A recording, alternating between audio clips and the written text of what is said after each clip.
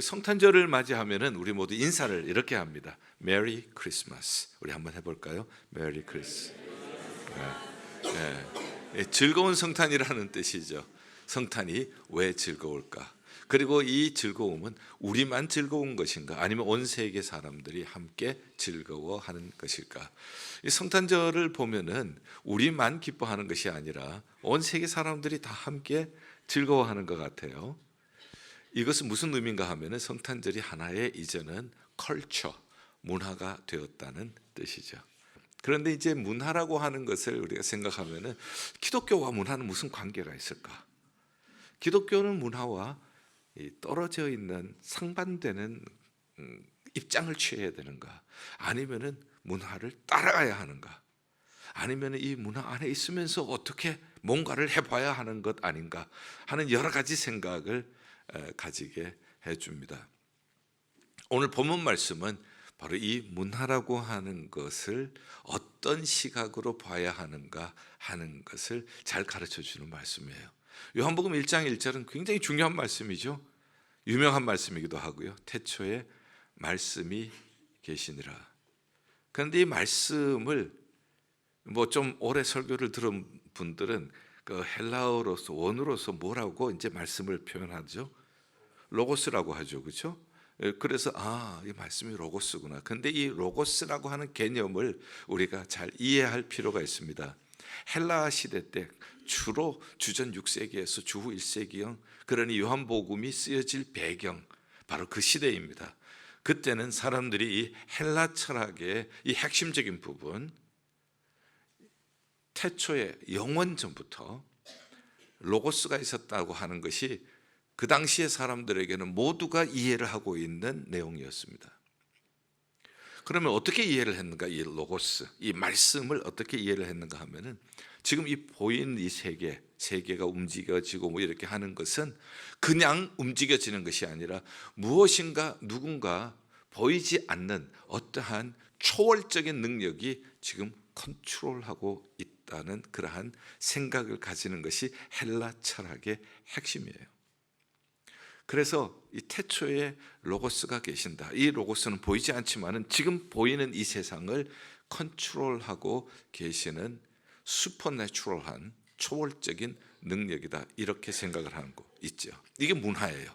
이 문화 안에 요한이 뭐라고 얘기를 하면은 이 문화에서 여러분들이 얘기하는 로고스가 바로 예수다 하는 것을 가르쳐 주는 게 요한복음이에요.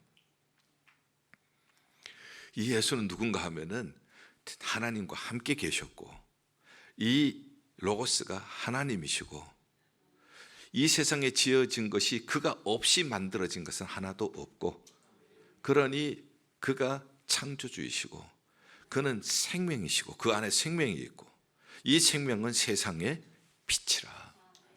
생명이라고 하는 것은 이 생명의 기운이 들어가면 죽은 것이 살아나요.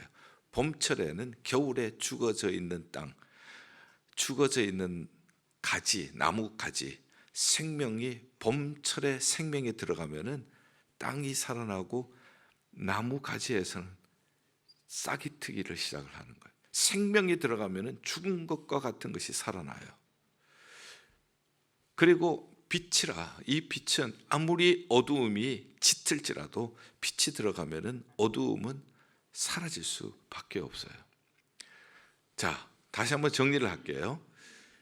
태초에 영원전부터 로고스, 말씀이 계셨는데 헬라 사람들의 마인드에서는 이 세상이 보이는 이 세상은 보이지 않는 어떤 강력한 초월적인 능력에 의해서 움직이고 있다. 이런 생각을 하는 그 사람들을 향하여서 요한은 누군지 내가 가르쳐 줄게.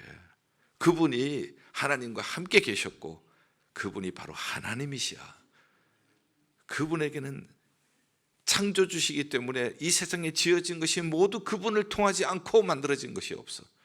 그분에게는 생명이 있어서 생명이 가는 곳마다 살아나는 역사가 나타나고, 그는 빛이시기 때문에 그가 가시는 곳마다 어두움이 사라졌는데 바로 태초에 계신 그 말씀이 바로 그리스도시야.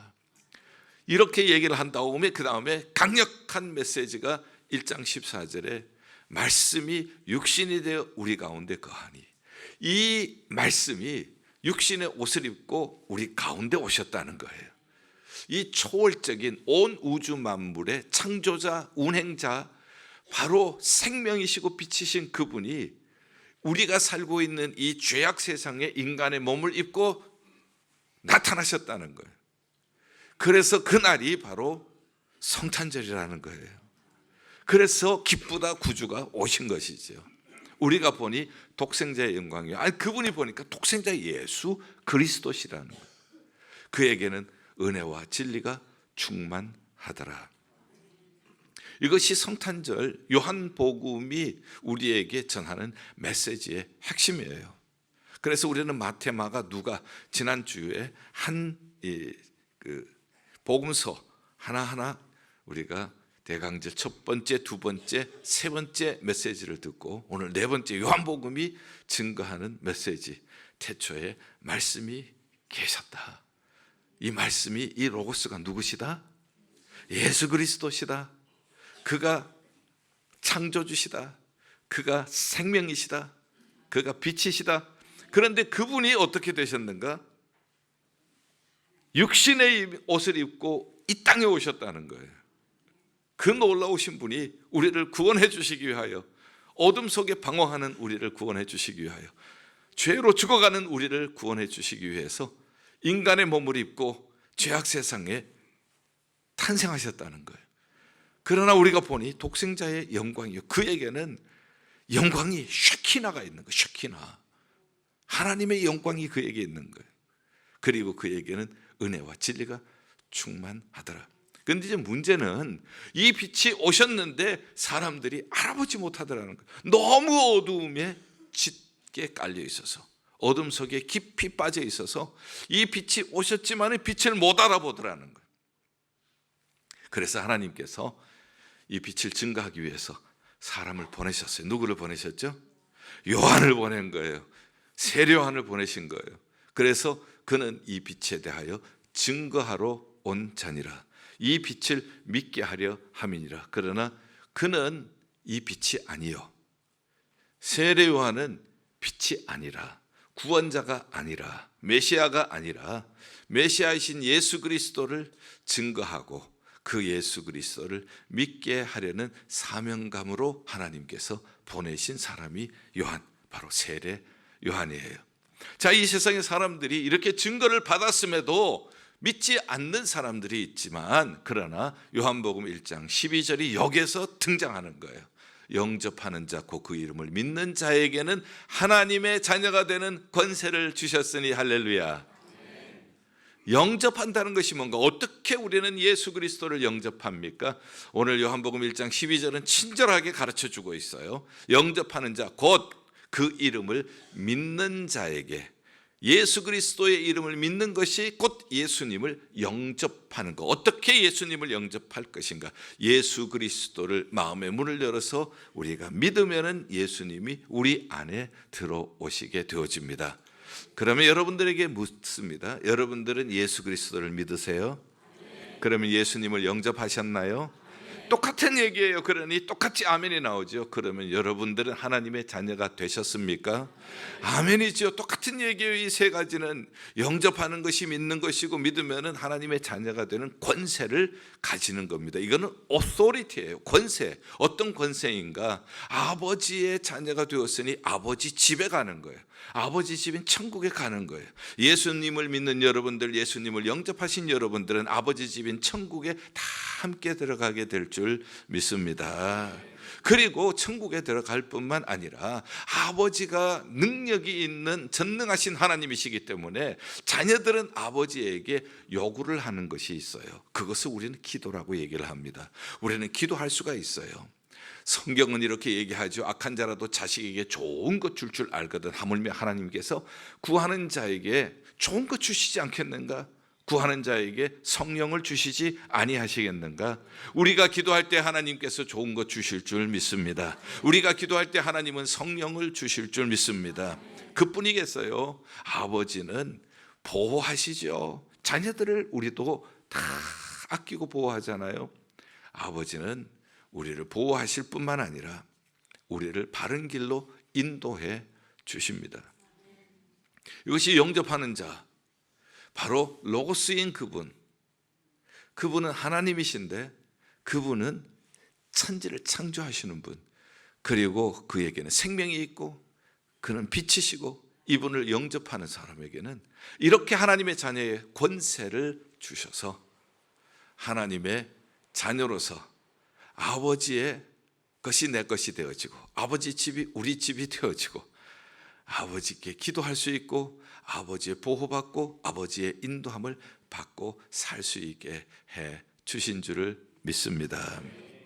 자, 그런데 그것뿐만이 아니라 우리가 가만히 보니 독생자의 영광이요, 은혜와 진리가 충만하더라.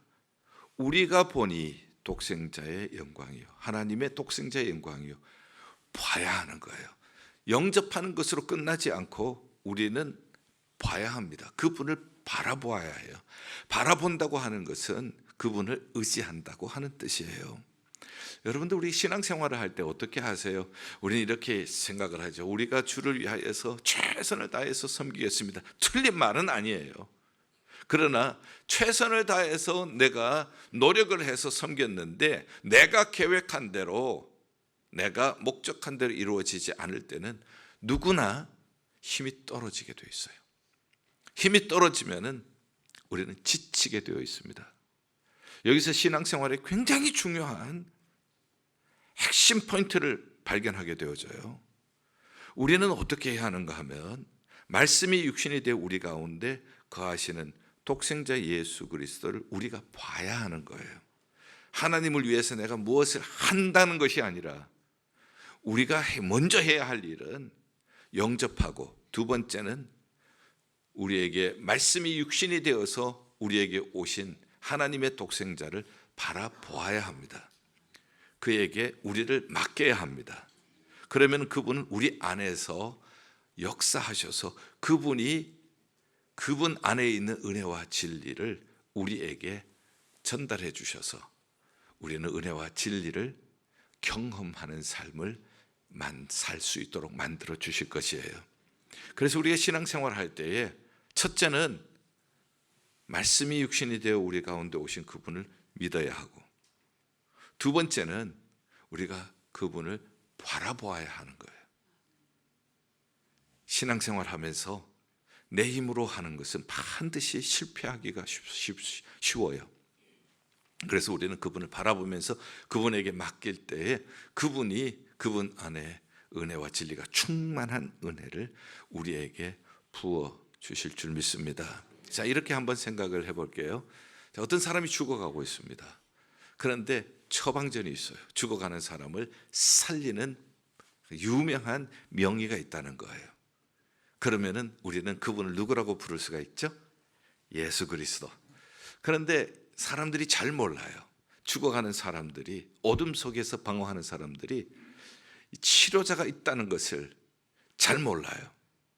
치료자 예수 그리스도가 있다는 것을 잘 몰라서 하나님께서는 그를 증거하는 사람을 보내주셨어요. 그분이 세례요한이에요. 오늘날은 그분을 증거하기 위해서 목사를 세우셔서 그분을 증거하도록, 설교하도록 이렇게 만들어 주셨어요. 이제 우리가 해야 할 일이 뭔가? 처방전을 가지고 약을 먹어야 살죠. 바로 그 예수 그리스도를 믿어야 우리가 살고, 그리고 우리가 그를 바라볼 때에 우리는 계속해서 은혜와 진리가 충만한 삶을 살게 될 줄 믿습니다. 자, 이 정도로 얘기를 해도 우선 성탄절의 의미가 요한복음 1장 1절과 1장 14절이 반드시 외워야 한다는 거. 성탄절에 태초에 말씀이 계셨는데 그거는 헬라 시대 때 사람들이 다 알아요. 이 로고스가 어떤 존재인지. 그런데 그 로고스가 어떤 존재인지 저들은 보이지 않는 어떤 힘이라고 생각했지만, 성경은 그분이 예수님이시고 독생자시고 그분이 인간의 몸을 입고 이 땅에 오셨다고. 그래서 요한복음 1장 14절, 말씀이 육신이 되어 우리 가운데 오셨다, 이 말씀을 가지고 제가 제자 훈련을 하면서 퀴즈를 냈어요. 이 말씀과 가장 가까운 기독교의 절기는 무엇일까요? 말씀이 육신이 되어 우리 가운데 거하신다. 요한복음 1장 14절과 가장 가까운 밀접한 관계가 있는 기독교의 절기 1. 신년, 2. 부활절, 3. 추수감사절, 4. 성탄절. 정답은 성탄절이죠. 근데 왜 제가 예전에 물었을 땐 대답을 못 하셨어요? 네. 그래서 말씀을 듣는 것이 중요해요. 이 놀라운 엄청난 사건, 우리가 성탄절이 있을 때마다 로고스, 그 로고스가 인간의 몸을 입고 이 땅에 오신 날이 성탄절이구나. 자, 그렇다면 여러분들에게 좀 더 실감이 있게 전달을 하도록 하겠습니다. 요한복음을 보죠. 요한복음을 통해서 설명을 해보겠습니다. 요한복음 2장에 보면 무슨 잔치가 있죠? 혼인잔치, 가나 혼인잔치. 뭐가 부족했습니까? 포도주가 부족했죠. 예수님께서는 물로 포도주를 만드셨죠. 자, 부족함이라고 하는 어두움. 우리 인생은 누구나 부족한 점이 있어요. 그것이 우리를 어둡게 만들어요.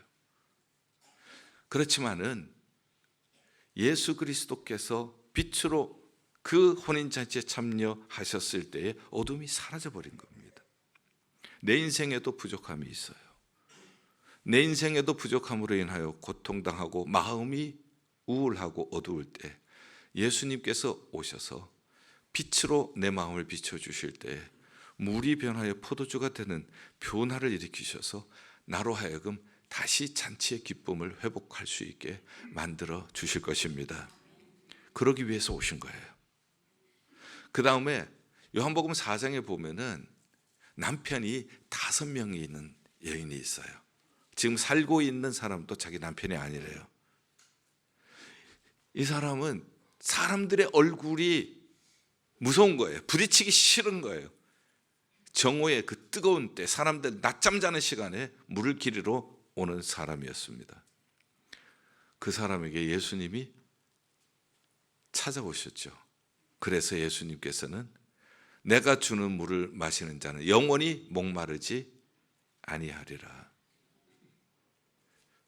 이 세상의 것으로 채우고 채워도 채울 수 없는 이 갈증, 물질로도 명예로 쾌락으로 채워도 채울 수 없는 것. 그러나 그러한 심령 속에 예수님이 찾아가시면은 예수님이 주시는 생수로 넘쳐나게 될 것입니다. 이것이 마음속에 은혜로 깨달아지는 사람은 오 주님 채우소서, 나의 잔을 높이 듭니다. 하늘 양식 내게 채워 주시옵소서, 넘치도록 채워 주시옵소서. 많고 많은 사람들이 찾았었네. 헛되고 헛된 것들을 주 안에 감추인 법에 세상 것과 바꿀 수가 없네. 이렇게 세상 것과 바꿀 수 없는 주 안에 감추인 보배로 채워지면은 우리는 또 이렇게 노래하죠. 난 예수로 충만하네. 세상 어떤 것과도 바꿀 수 없는 예수로 충만한 삶이 되도록 주님께서 변화시켜 주실 것입니다. 이게 성탄이에요. 이 성탄의 의미를 바로 경험하게 되어지면은 우리가 이 찬송을 부를 수밖에 없어요. 그 다음에 5장에 가면은 38년 동안 무슨 연못? 38년 동안 무슨 연못에서 누워 있었던 병자, 베데스다 연못에서 38년 동안 누워 있었으니까 절망적이죠. 그야말로 죽음의 그늘 아래서 사는 사람이에요. 찾아오셨습니다. 그리고 주님께서 말씀하시죠. 내 자리를 들고 일어나 걸어라. 그가 지금까지 그가 깔고 있었던 자리, 나는 안 돼, 나는 못해, 나는 절망적이야, 아무도 나를 도와주지 않아, 이렇게 생각했던 자리를 들고 예수 그리스도의 말씀에 순종해서 걸었을 때 그는 38년 된 환자가 걸을 수가 있었어요. 어둠 속에, 실패감 속에, 절망 속에 빠져 있었던 사람, 예수 그리스도께서 찾아와서 만나주셔서 빛이신 그분 앞에 어두움은 그의 인생에, 그의 생각에 나는 저주받은 인간이라고 생각했던 그러한 자리를 들고 일어나 걷게 된 줄 믿습니다. 자, 그 다음에 9장으로 넘어가면은 남에서부터 소경된 사람이 있어요. 그런데 예수님께서 나면서 소경된 사람은 실로암못에 가서 씻으라고 하고 이제 돌아왔을 때 밝아졌잖아요.